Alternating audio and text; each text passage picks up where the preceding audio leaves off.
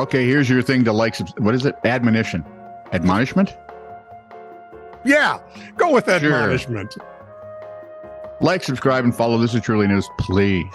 Because Scott makes me say this every other That's day. begging. Admonish. Oh. Like, subscribe, and follow This Is Truly News, or there will be consequences. There you go. It'll go on your permanent record. Oh, not the permanent record. Mm-hmm. This is True, Really News with Scott Combs and Tony Vercanis. All the news you're about to hear is true, Really? as far as you know. A fight broke out on an Air France flight the other day. Members of the cabin crew. Was there lots of slapping and French yelling? Well, there was some punching and some collar grabbing. Oh. Members of the cabin crew had to intervene, with one member forced to stay in the cockpit until the flight landed. See, what happened is the pilot and co-pilot had a dispute shortly after takeoff, and it came to blows as they flew an Airbus A320 from Geneva to Paris. You know. What do you bet it was about the pronunciation of some city? One punched the other, and they both grabbed the other's collar and continued tussling. The incident reportedly did not affect the flight and comes after a report published by France's air investigation body said the airline had a culture which lacked rigor when it came to safety procedures. I would imagine a fight in the cockpit would be one of those problems. If you find yourself ready to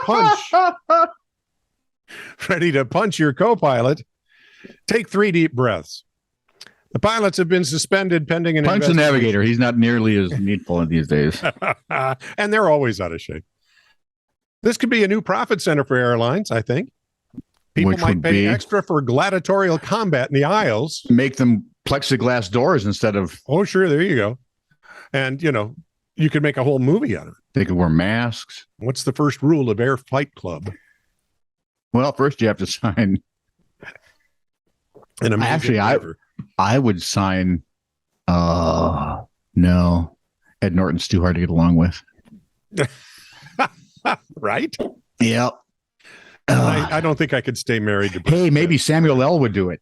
There you go. If he could swear. Yeah. In Ann Arbor, Michigan, a serial pharmacy robber has been identified. 37. He robs pharmacies of cereal?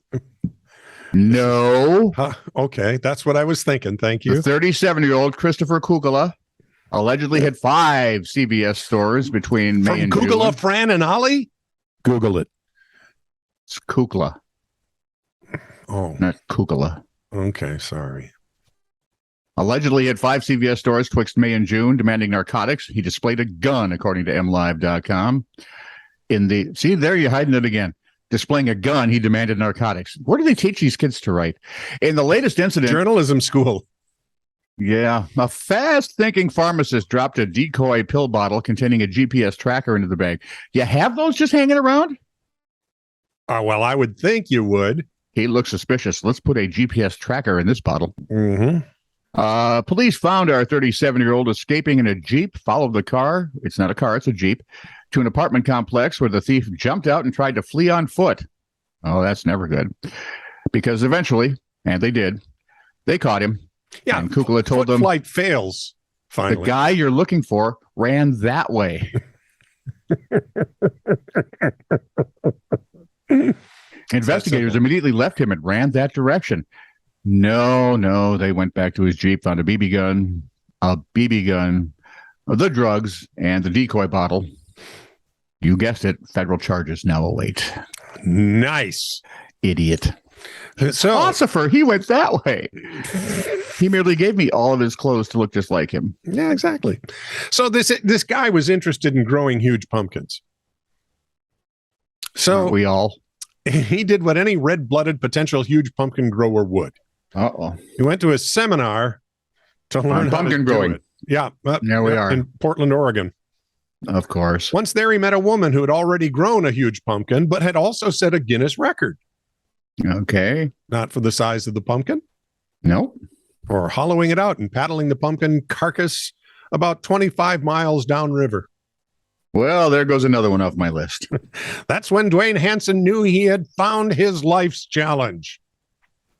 To paddle a pumpkin down a river? More than 25 miles. The first issue was growing an 800-pound pumpkin, and it's not easy. First things first. He's been trying for the better part of a decade. Well, he's persistent. Once grown, hollowed out, tested for riverworthiness, and christened Berta, Hansen pushed off on his adventure in the Missouri River. Dangers faced included rocky shores and shallow sandbars. Is there an obituary coming with it? The pumpkin would take on water from the wakes left by passing boats. Damn you boats. Even waving to the curious on the bank posed a danger of tipping. You cannot move its center of gravity. You just can't. It's a freaking pumpkin. It's kind of roundish. Hansen said you got to be on top of it the whole time. The whole time. Not swamping it was the biggest challenge. After 41 miles, Hansen had his Guinness record. It hasn't been confirmed that the well-funded pumpkin spice lobby is working to stop such frivolous use of their preferred caffeinated beverage.